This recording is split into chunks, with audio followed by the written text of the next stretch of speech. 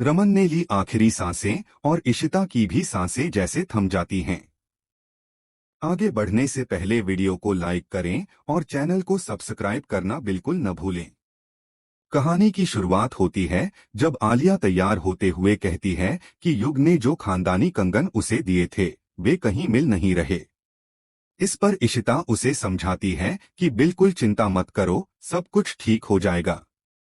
तभी करण वहां आता है और रूही को खानदानी कंगन देते हुए कहता है कि वह चाहता है कि वह इन्हें अपने हाथों में पहने। यह देखकर सिम्मी के चेहरे पर खुशी साफ नजर आने लगती है। थोड़ी देर बाद आलिया दुल्हन बनकर मंडप में पहुंचती है तो उसे देखकर युग के चेहरे पर मुस्कान आ जाती है और पूरा भल्ला परिवार भी इस शादी से बेहद खुश दिखाई देता है। जब सिम्मी वरमाला लेकर आती है तो इशिता साफ मना कर देती है और कहती है कि इस बार मणि और सब्बू दोनों मिलकर आलिया का कन्यादान करेंगे। तभी रमन के पापा पूछते हैं कि रमन अभी तक दिखाई क्यों नहीं दे रहा। उसी समय एक क्लाइंट से बात होती है जिससे पता चलता है कि रमन का वहां जाना बहुत जरूरी था, क्योंकि अगर वह नहीं जाता तो कई लोगों को बड़ी परेशानी का सामना करना पड़ता। आलिया भी बताती है कि पापा ने उसे पहले ही कहा था कि उनका वहां जाना बहुत जरूरी है। यह सुनकर सभी घरवाले संतुष्ट हो जाते हैं। फिर मणि कन्यादान के लिए तैयार हो जाता है और रमन के पापा सभी से कहते हैं कि शादी पूरी होने तक कोई कहीं नहीं जाएगा। आखिरकार शादी की सारी रस्में पूरी होती हैं। युग आलिया की मांग में सिंदूर भरता है, मणि कन्यादान करता है और यह सब देखकर इशिता के चेहरे पर मुस्कान आ जाती है। फेरे लेते समय इशिता को अजीब सी बेचैनी महसूस होती है, लेकिन वह इसे अपना वहम समझकर नजरअंदाज कर देती है। वह सोचती है कि रमन को फोन करके बता दे कि शादी अच्छे से संपन्न हो गई है और सब कुछ ठीक है।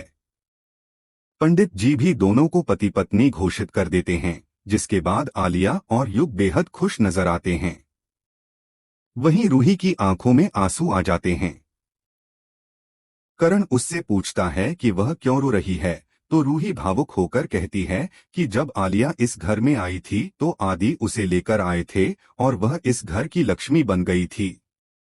अब उसके ससुराल जाने का ख्याल ही उसे उदास कर रहा है।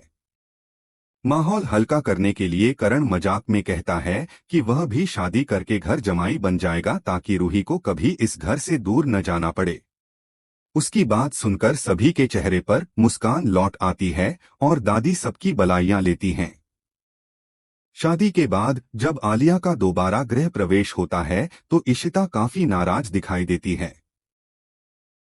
वह बार बार कहती है कि रमन को आने दो, आज वह उन्हें जरूर सुनाएगी, क्योंकि न तो उनका फोन लग रहा है और न ही वे कॉल रिसीव कर रहे हैं। तभी रमन के क्लाइंट का फोन आता है और वह पूछता है कि क्या शादी की सभी रस्में पूरी हो गईं। इशिता को उसकी बातें समझ नहीं आती और वह करण को फोन पकड़ाती है। जैसे ही करण फोन पर पूरी बात सुनता है उसके होश उड़ जाते हैं और वह घबराकर पीछे हट जाता है।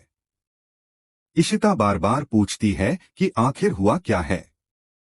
तभी टीवी पर ब्रेकिंग न्यूज चलती है और पूरा परिवार सदमे में आ जाता है। खबर मिलती है कि जिस फ्लाइट में रमन सफर कर रहे थे वही फ्लाइट क्रैश हो गई है।